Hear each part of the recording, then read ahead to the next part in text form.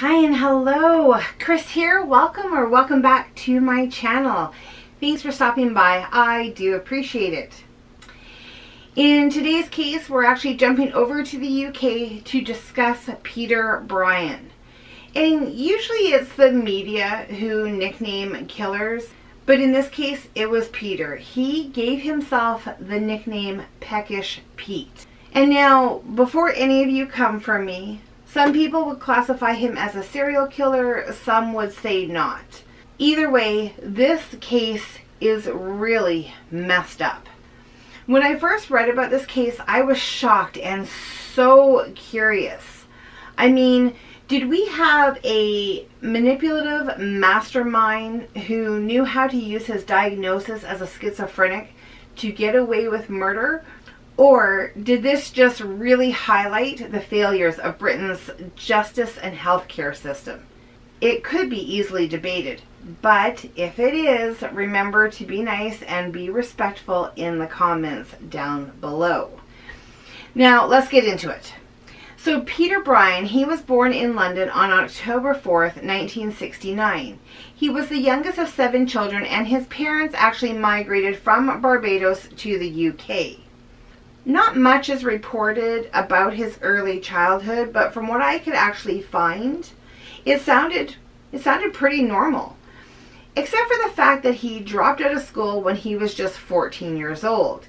He did begin working at a clothing stall and then later had cooking lessons at a homeless shelter.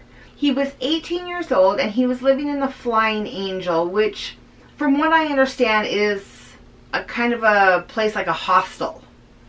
Now this is really when the trouble all started. He was arguing with another guy that was also living there, and from what I could find, this argument was out of nowhere. They had no previous altercations, they had no previous problems, but something clearly set Peter off. So much so that he actually tried to throw the man out of a 6th floor window. Thank goodness it was a fail. The man fought back and was able to save himself. Now the police were called and both men were questioned, but nobody got arrested and nobody was charged. Now a few years pass and Peter gets a job as a shop assistant at an upscale clothing boutique in the Chelsea area of London. The owners of this boutique had a 20-year-old daughter named Nisha, who Peter developed a huge crush on. And do people even say crush anymore? I mean, I still do, but I'm weird. I don't know. Anyways, his feelings for her were not mutual. Nisha did not want anything to do with him romantically, and even though Peter had tried to pursue her several times, she kept turning him down. Peter ended up getting fired in March of 1993, not because of his interest in Nisha and all that. It was because he was actually caught stealing clothes. The owners found out about it and immediately fired him. He was full of anger. Not only was he rejected by Nisha, but now he was fired from his job. And he wanted to get revenge. Revenge? Revenge for what? It was his own fault for actually stealing. But who knows? In his head, revenge was the only answer. On March 18th, he came back to the boutique. He burst into the store carrying a claw hammer. The owner's 12-year-old son who was there was the first to see Peter, and acting like a brave little man, he actually tried to stop him. But to no avail. Peter pushed the boy to the floor and started heading towards Nisha. Now Nisha grabbed the phone to call for help, but it was too late. Peter was upon her and he continued to hit her over the head with the hammer, all while her little brother watched in horror. Sadly, Nisha would not survive the attack and she passed away before the ambulance even arrived. Peter took off from the boutique, running as fast as he could to a nearby neighborhood. He smoked some weed and tried to calm himself down. Who knows what was going through his head, but he might have been really shaken up from what he had just did. He ended up walking into a building. He walked up 3 flights of stairs and jumped from the 3rd floor. This suicide attempt did not work, and when the police showed up, he was arrested for the murder of Nisha Schuth. Peter was charged with manslaughter and ended up pleading guilty on the grounds of diminished responsibility, which in legal terms it means that the person should not be held criminally liable because at the time of their offense their mental functions were diminished or impaired. In 1994, Peter was sentenced to the Rampton Maximum Security Psychiatric Unit in Northern England. For how long, you wonder? Well, here's where things get even more weird. The sentence was without limit of time, which basically means that it was up to the psychiatrists who were treating him. Yeah, you heard that right. Anyways, he spent almost 8 years in the maximum security.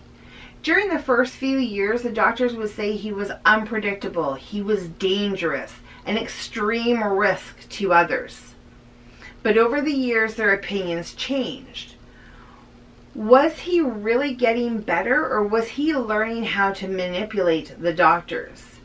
Either way, whatever he was doing worked, because in February of 2001, the mental health experts believed he could live within the community, but with supervision.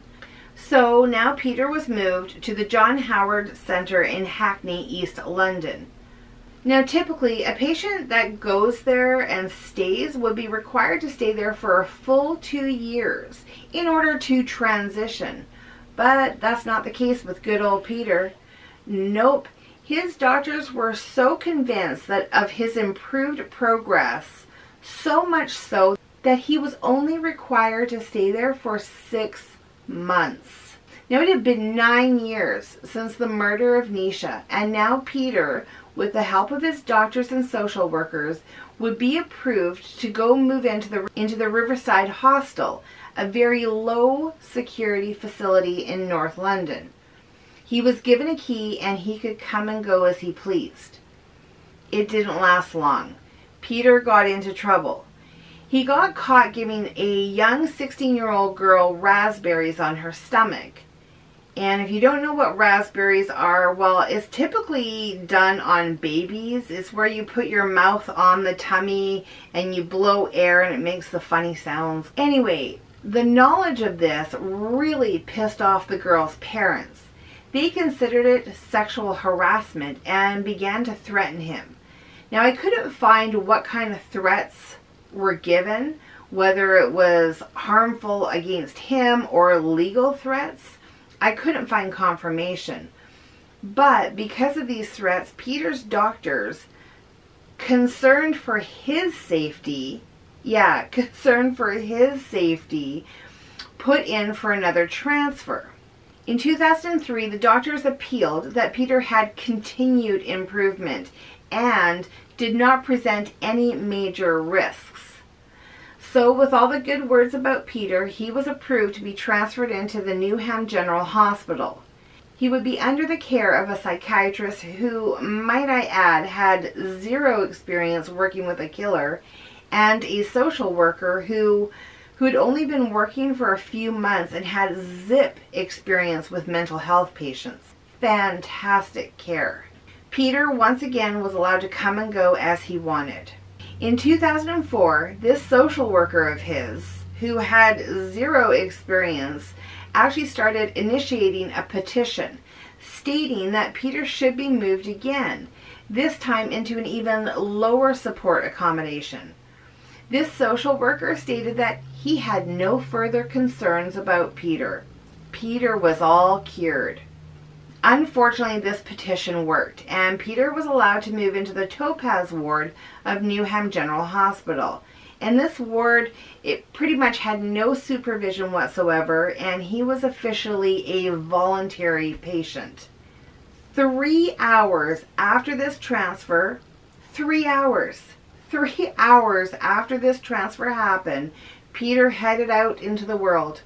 He stopped by a store. He picked up another claw hammer, a box cutter, and a screwdriver.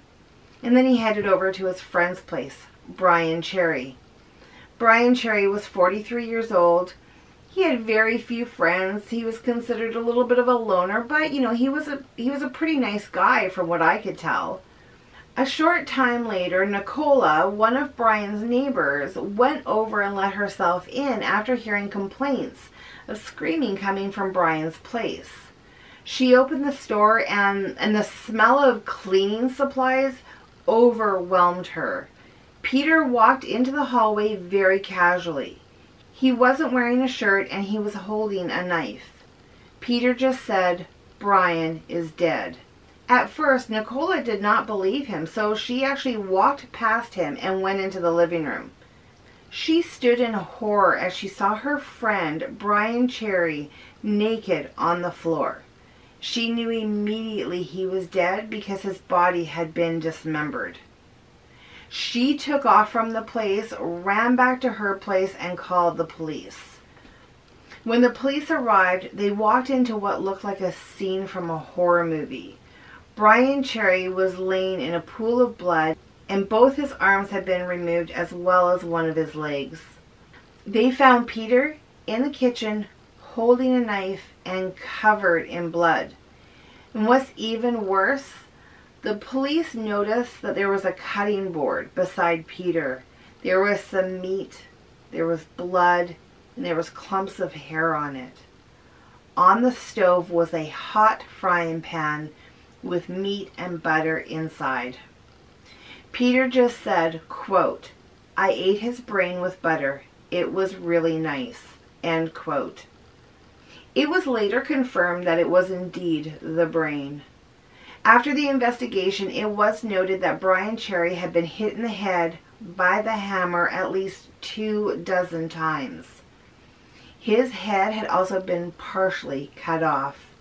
His second leg had saw marks in it. The autopsy later revealed that Peter actually had tried to dismember it, but it looks like he was stopped halfway when he was interrupted. When they arrested Peter Bryan, he just stated he was comforted by the smell of blood.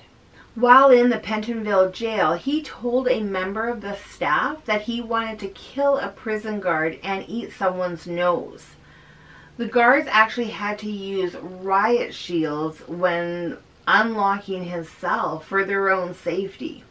On April 15, 2004, just 2 months later, Peter Bryan would once again be committed, this time into the Broadmoor Maximum Security Hospital, which is very well known for housing many of the criminally insane. And at the beginning of the story, I talked about the healthcare system failing. Why? Because it doesn't end here. Oh, no, no. Within 1 week, yes, 1 week, the doctors agreed that Peter had settled. I mean, what does that even mean? Anyways, because he was settled, he was transferred to a medium-risk ward within the same prison. 10 days after being transferred, 10 days, Peter ran into another inmate in the dining room, Richard Loudwell. Now, Richard was in because he was awaiting trial for the murder of an 82-year-old woman. Now, he was kind of a complainer. He didn't really get along with people, and one nurse even stated that it was just a matter of time before, you know, he got assaulted. But assaulted was an understatement. When Peter ran into him, Peter removed the cord from his own pants and used it to strangle Richard. He wrapped the cord around his neck and continued to beat his head against the floor. Now, Richard Loudwell was rushed to the hospital. He went into a coma but didn't make it. He died as a result of these injuries. When asked about Richard, Peter told his psychiatrist, "I get these urges, you see. I've had these urges since I saw him. He's the bottom of the food chain, old and haggard. He looked like he'd had innings. I was just waiting for my chance to get him. I wanted to kill him and eat him. I didn't have much time. If I did, I'd have tried to cook him and eat him." March 15, 2005, Peter Bryan once again pled guilty to 2 counts of manslaughter on the grounds of diminished responsibility. Peter was sentenced to 2 life terms, and they say it's unlikely that he will ever be released again. Unlikely? What do you mean unlikely? In 2009, 2 very long reports came out by the National Health System discussing the extreme failures on the healthcare system. But unfortunately, no action was taken, and no action was taken against the hospital staff or any of the doctors involved.